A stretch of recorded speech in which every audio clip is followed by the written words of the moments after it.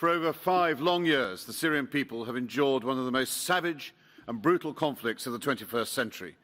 The facts speak for themselves.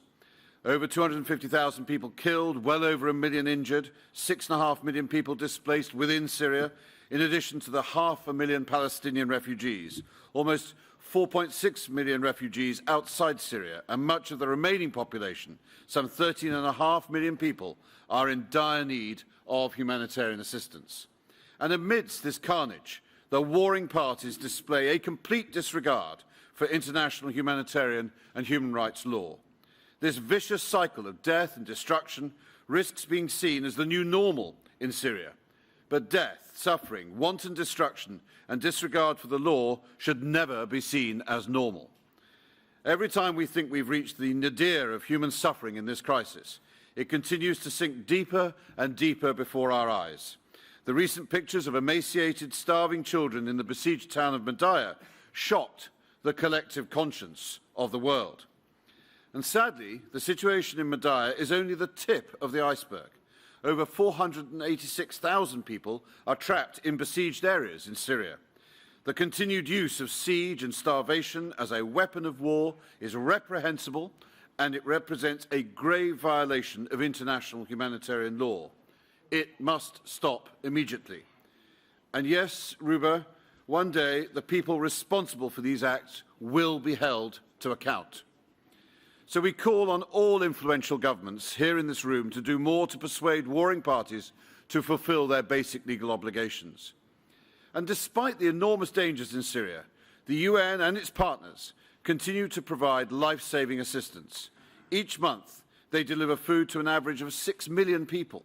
And in the first 10 months of 2015, humanitarians supplied 8.1 million people with clean drinking water, 4.8 million people with tents, blankets and other essentials, 1.9 million people with livelihood support, and 1.5 million children were helped to access school. And I salute the efforts of the thousands of mostly Syrian staff and volunteers of the United Nations, the Syrian Arab Red Crescent, the NGOs, the first responders, and the staff of hospitals and clinics throughout the country who carry out their duties day after day in the face of political pressure and, in some cases, violence and intimidation from the parties to the conflict. They are true humanitarian heroes. I especially pay tribute to the 82 colleagues who have lost their lives in the line of duty. These heroes need support from us all, and today is an opportunity for us to demonstrate this in a tangible way. While donors generously contributed $1.25 billion to last year's Syria humanitarian appeal, this amounted to just 43% of the needs. And we can do better.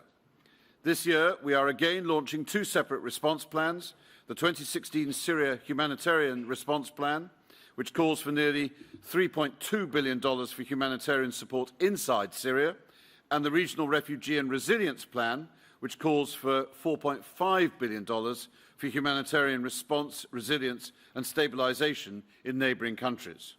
We are laying particular stress on building Syrians' resilience by supporting men and women to regain their livelihoods and by getting children back into school. This is their only means of rekindling hope for the future.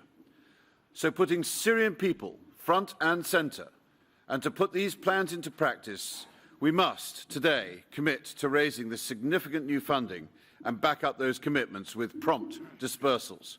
So let us show the people of Syria we are their partners, and let us give them the seeds of hope for the future by taking the unprecedented step of meeting 100% of this year's appeal. Please act now. Thank you.